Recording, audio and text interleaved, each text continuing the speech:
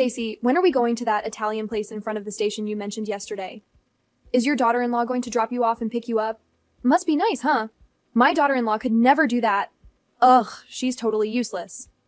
She leaves dirty dishes piled high in the sink, forgets to take out the trash, and wouldn't even know where the cleaning supplies are kept. Maggie, did you mean to send this to someone else? Because, well, that doesn't sound very kind. Huh? What are you saying, Stacy? Oh, I'm so sorry. I meant to send that to a friend. My mistake. No worries. Sorry, I eavesdropped. I wish I could at least pick you up and drop you off, help out in some way. Ah, it's fine. Don't worry about it. You have a very nice face. That alone makes you worth it, right? I don't think so. I want to help you and Maurice. It breaks my heart to see him struggling so much. But it's impossible, right? You can't help me with legs like that. Oh, poor you. So young and yet living life in a wheelchair. You can't even enjoy fashion. If I were you, I wouldn't be able to live with it. You must spend all day in sweats, right? Forget about cute shoes or those high-waisted jeans everyone's wearing. I'm so sorry if my words make you sad. Yeah, but I can still wear clothes while sitting. And trust me, I have a fabulous shoe collection that doesn't require high heels. Well, even more than that, your biggest problem as a daughter-in-law is that you can't do house chores that well. It's been a real pain recently, having to clean up after you when you don't do things properly. Spilled spaghetti sauce on the new rug yesterday, didn't you? How do you feel about that? Do you think you could at least apologize properly? Yes, I'm terribly sorry for the inconvenience. But let me tell you, I can cook and clean just fine. And for your information, I even managed to clean the bathroom somehow, despite the fact that the cleaning supplies seem to be hiding from me. Somehow? You suck at drying it. You can't even clean up the water stain. You shouldn't do it like that. You're letting the machine clean the floors, aren't you? It's like you're not even trying. Well, that's what Maurice bought it for. So I'm really grateful that we have it around. It helps me feel a bit more independent. I can never get used to that thing.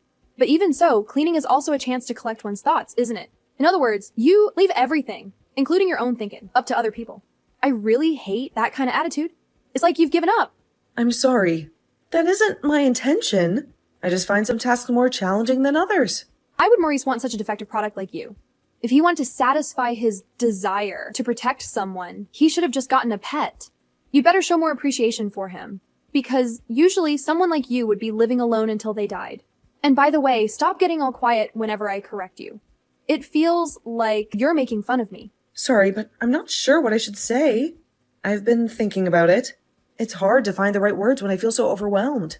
I understand. Thank you for taking the time to teach me. See? That's what people would usually say. You don't have enough gratitude. Since we're all living together. From now on, I'll teach you these things properly. If you don't like it, then leave. Sound good? Yes, I understand. I'll try to do better and be more appreciative. Thank you for your patience.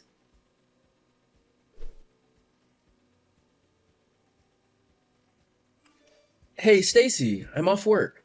I'm coming home now. The traffic is a nightmare, but I'm pushing through it just to see you.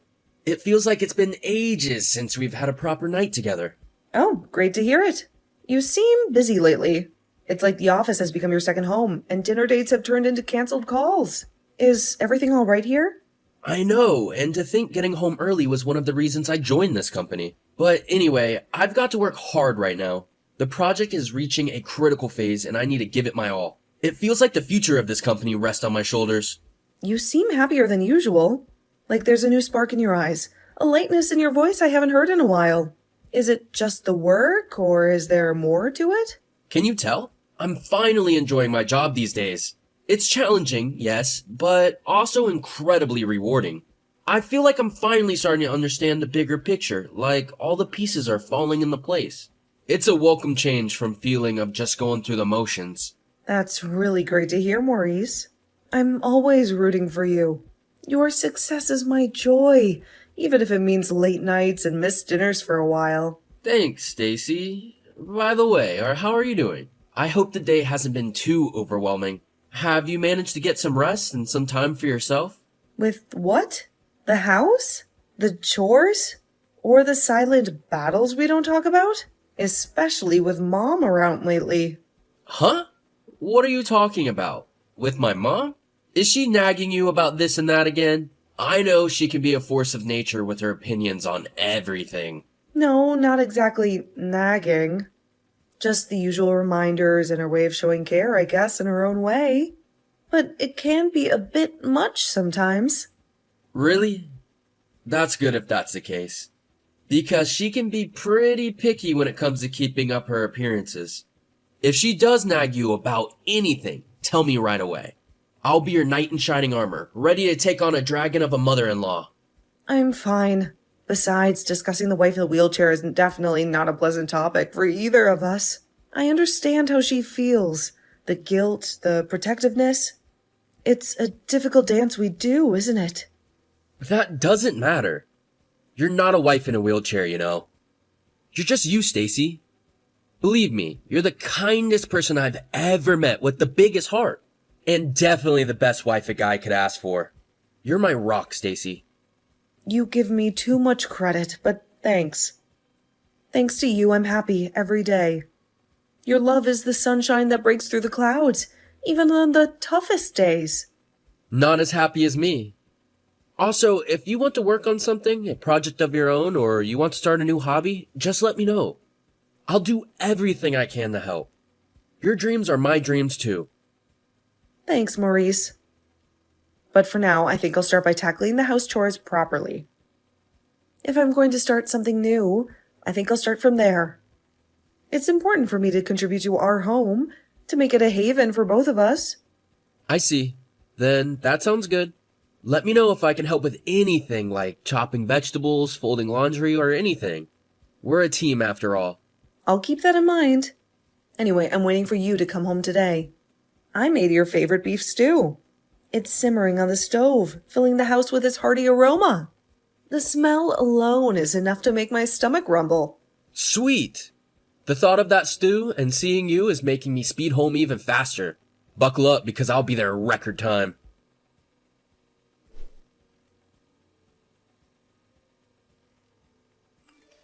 Oh, hey, Maggie. This is an awkward question, but did you do something with my secret savings? The ones I've been squirreling away for that rainy day we always talked about? You know, the one where the car suddenly needs a new transmission, or the roof starts to leak like a sieve? Huh? Secret savings? Honey, what are you talking about? That sounds like something out of a spy novel. You know I have a memory like an elephant and secret bank accounts? Those are for strangers, not family. The money I put in the drawer in the living room, Maggie. Tucked away in that old recipe book we never use anymore. $225 or so was missing. It's not just about the amount, Maggie. It's the feeling in the pit of my stomach like someone reached in and snatched a piece of my trust. I can't believe this, Stacy. You think that I, your own flesh and blood, would steal from you? Surely you're joking. You know I'd rather walk on hot coals barefoot than betray your trust. Besides, with Maurice working so hard these days, the last thing we need is extra tension in this house. Pardon me for asking, Maggie, but the only one who knows that drawer holds emergency money is family. And it's not just the money. It's the trust that's been shattered into a million pieces. Like a beautiful mosaic we spent years building, now laying broken on the floor. If we're going to point fingers, let's not forget how forgetful you can be sometimes. It's just 225, really? Are you sure you haven't absent-mindedly misplaced it somewhere or something? Maybe it's hiding between the couch cushions or wedged under a rug. Just waiting for you to find it. I haven't made a mistake, Maggie. I count the total every month like clockwork. It's my little ritual, counting and recounting, making sure everything is just as it should be.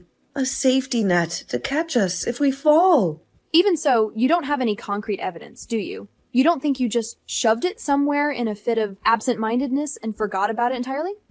Maybe it's hiding in plain sight, just waiting for you to find it with a sheepish grin on your face. Maybe it was a thief? I think I'll call the police and report it stolen. It's not just about the money anymore, Maggie. It's about feeling safe in our own home. A place where we can relax and unwind, not a fortress under constant siege. The police? Don't you think you're overreacting a bit, dear? If a patrol car parks outside our house with flashing lights, the whole neighborhood will be in an uproar. They'll be peering over their fences, whispering behind closed doors, and we'll be the town gossip for weeks. But what about other valuables, Maggie? Maybe they took more than just the money. It's not just about the money anymore. It's about the sense of security that's been evaporating from this house, like rainwater. Nobody's been stealing anything, Stacy. Huh? How would you even know? Because I can assure you, this family, this house, we're a well-oiled machine. Nothing goes missing without a reason. And trust me, there isn't one. Oh, I get it now. Are you trying to say you're a sly one, Maggie, right? Okay, so maybe I borrowed it. My bad. There, you happy now? Satisfied? Why would you do that sort of thing, Maggie? It's not just the act of taking the money. It's the secrecy, the lack of honesty that hurts the most. Look, Stacy, I'm going shopping today with a friend. She's bringing her daughter-in-law along, and you know how those things go? So you should be able to lend me your wallet, at the very least. It's the least you could do after all the times I've looked after you, wouldn't you say? I'm not sure I understand, Maggie. Why didn't you just ask? We could have worked something out, a budget, maybe a shopping list. We always do that kind of thing together. Do you have permanent brain damage too? Usually daughters share these pastimes with their mothers-in-law. They bond over the latest fashions, gossip about the neighbors, and maybe even snag a bargain or two. Since you can't exactly stroll down Fifth Avenue with Maurice on your arm, you can at least give me some money. It's the unwritten rule of family dynamics. Haven't you learned anything living in this house? How can you decide on my behalf that I can't do it? I would go with you if you invited me. We could navigate the bustling shops together. Me in my trusty wheelchair and you with your endless supply of shopping bags. I'm more than just a wallet, Maggie. I'm your daughter-in-law, and maybe, just maybe, we could use this as an opportunity to build a bridge between us. It's embarrassing. If I was walking with someone like you, people would stare at us. They'd whisper about the poor woman stuck in a chair, and I wouldn't be able to hold my head up high. I really can't do it. It's not just about you. It's about maintaining appearances. This town thrives on gossip, and I won't be the one feeding the rumor mill. It's that bad? I never knew you felt this way. It's like I'm some kind of burden, a stain on your perfect image. All this time, I thought we were becoming closer. A family, even. But apparently, I'm just a secret you keep hidden away. A source of shame. If you can't even do the simplest duties as a wife, then you can leave.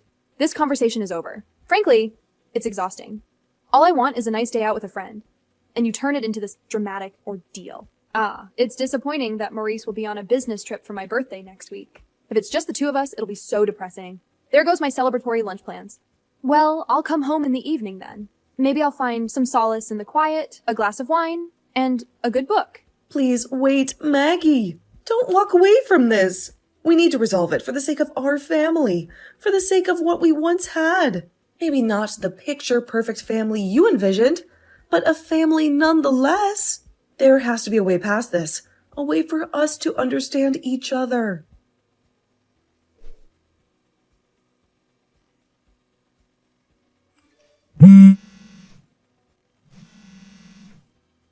Maggie, there's a fire! A blazing inferno is engulfing everything!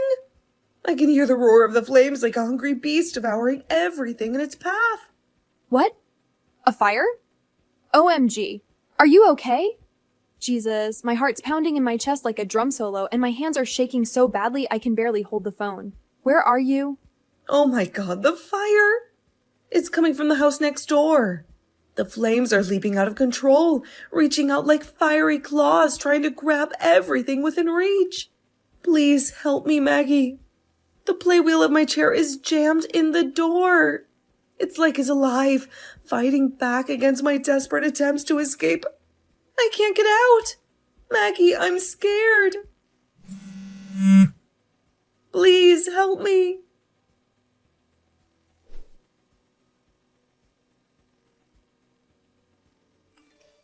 Maurice, you heard about the fire, right? I'm so sorry that I couldn't help. My hands were shaking so badly, I could barely dial the fire department. And then Stacy. The thought of her trapped in that inferno. I keep replaying the missed call in my head, her voice filled with panic. What? What on earth are you saying, Mom? No, she's right here. Don't you dare talk about her like that. Well, Mom, you know, the news reports, they can't all be wrong, can they? Huh? But the news said there were fatalities. A woman in a wheelchair, trapped in the blaze. That wasn't Stacy. It couldn't be. She was getting checked at the city hospital for minor smoke inhalation. That's all. They said her trachea was a little irritated, so she won't be able to talk for a while. But she's alive, Mom. Alive. Thank God. Wait, what? I don't understand. Weren't you on a business trip today, Maurice? You never mentioned coming home early. Stacy asked me to come by at noon. Man, I was surprised. She called me right after I got everything together and got back to the house. She said that there was a fire spreading from the neighbor's house and she couldn't escape and she needed my help. I moved faster than I ever have in my life. The whole drive back home was a blur, filled with dread and the image of her trapped in the flames. Is that so? I'm glad she's okay, truly. You had me worried for a moment. She's not okay, you hag! Hag? Now listen here, young man. Don't you use that tone with me. Why are you acting like everything is all fine? You abandoned her in a fire. And I know you knew. She told you about the fire in those frantic texts. You ignored her call for help and ran away. Wait a second, Maurice. You don't understand. There must be some mistake, my dear son. She showed me the texts too. All of them, leading up to now. The constant jabs, the belittling marks, the accusations. What the hell is wrong with you? Aren't you ashamed saying awful things like that to my wife every day and even stealing her money? I, for one, am mortified. I feel so sorry for Stacy. And I'm embarrassed to be your son. The woman I love almost died. And I don't even know what to say to you anymore. Listen to me, Maurice. I was just thinking about your happiness first and foremost. Since you were a little boy, you've always loved things like rock climbing and playing outside, scaling every jungle gym with that fearless glint in your eye. You can't exactly do those things with her, can you?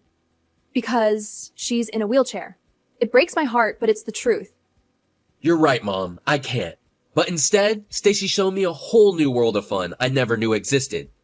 We go to these cozy little cafes with mismatched furniture and poetry readings, and we even went to a planetarium last week. It felt like we were floating among the stars, just the two of us. Being with her is an adventure every single day, even if it's not the kind you had in mind. What about how it looks to others, Maurice? You're going to be moving up in the world, climbing that corporate ladder one rung at a time. No one can really support you if you have a crippled wife, as you so delicately put it. Sometimes your boss will even come to your house for dinner parties. How will you explain her then? It'll look bad, Maurice. For your career. Explain her? I will simply say she's my wife, the kindest, most compassionate person I've ever met. She's got a heart of gold and a laugh that can chase away any storm cloud. What's the problem with that? And by the way, why do you think I came back early from work today? Don't tell me you actually thought I was taking a half day to celebrate your birthday. Surely, to celebrate my birthday. Wouldn't you? Isn't that what good sons do? Most men my age aren't exactly taking half days off to celebrate their mother's birthday. But Stacy wanted to get on better terms with you, so she set up a surprise party. We were going to bake your favorite cake, the one with mountains of whipped cream. She even convinced me to wear that ridiculous party hat you gave me last year. Ah, is that so? A surprise party, you say? Well, how thoughtful of both of you. I can't live without Stacy, Mom. And yet, you tried to let her die in that fire. You left her trapped in the house, abandoned her call for help, and just ran away. And on top of that, you stole money from her savings. So, I'm cutting you off. No more handouts, no more pretending we're this happy family. Cutting me off? But where will I go? The house burned down, Mom. There's nothing left here, for better and for worse. We're staying at a friend's house now, and we're going to look for a new place for ourselves. A fresh start, you could call it. Wait, Maurice, what will I do? It all burned down? My things, my memories, are they all just gone? I don't know, Mom. You have to figure it out by yourself. Someone as thick-skinned as you should be able to get by without even a house. It doesn't concern me or Stacy any longer. Oh, wait, Maurice, please. Let's talk together one more time. All three of us. Look, if we do it now, it won't be too late. Please celebrate my birthday with me. Maybe then we can start over. Celebrate some stranger's birthday? On top of that, a person who tried to kill my wife? The audacity is astounding. Fine, then please tell Stacy. Tell her I'm sorry. Tell her I apologize and to please not leave me alone. Please, Maurice, I can't be alone. I told her your phone's touchscreen isn't working, so she'll write you a message from mine. Here, have a look. Maggie, you said if Maurice wanted to satisfy his desire to protect someone, he should have just gotten a pet. Remember? I think you were onto something. Really? Why? We've decided we'd be better off getting a goldfish than helping you out right now. Because at least a pet might help us out in an emergency by, alerting the fire department or something.